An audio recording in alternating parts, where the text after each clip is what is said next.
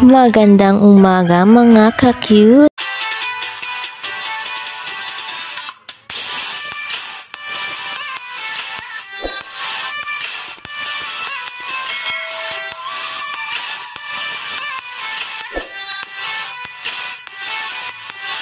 And for today's video ay magluluto tayo ng pork longganisa.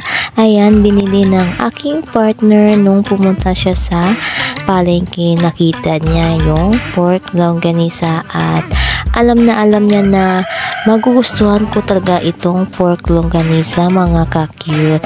Ayan, isa sa mga favorite kong ulam yan mga ka-cute at nakakadami ako ng kanin nito mga ka-cute at minsan lang talaga kami nag-uulam nito mga ka-cute kasi ayan, kailangan din natin kumain ng gulay, di ba? Huwag parating ganito yung ulam natin.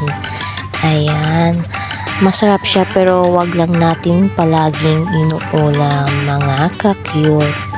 So, ayun na nga mga ka-cute, nag-init na ako ng kawali para iluto ang ating pork longganisa. Ayan, parang lilipad na yung aking kawali sa malakas na apoy. So, ayun na nga mga ka-cute. Ayan, nakalimutan ko mga ka-cute na kunin yung silupin. So, nakikita nyo na naman na may silupin pa yung ating pork longganisa pero okay lang yan. Sa susunod na magluluto ako, ayan, kailangan talaga huwag kalimutang kunin yung silupin.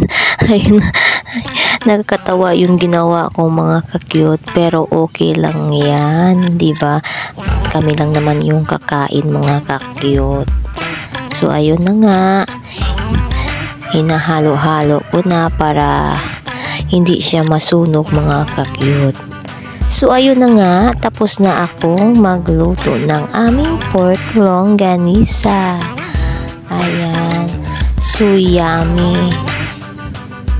Ayan, kain tayo mga ka-cute. At pagpasensyahan nyo na yung boses ko mga ka-cute kasi medyo paus pa.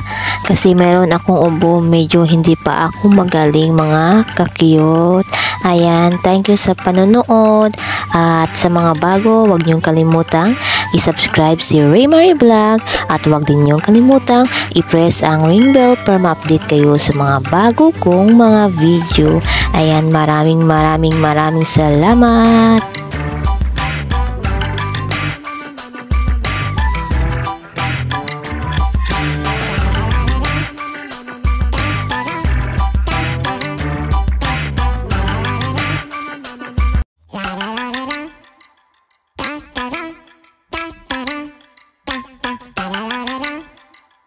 Ta-da!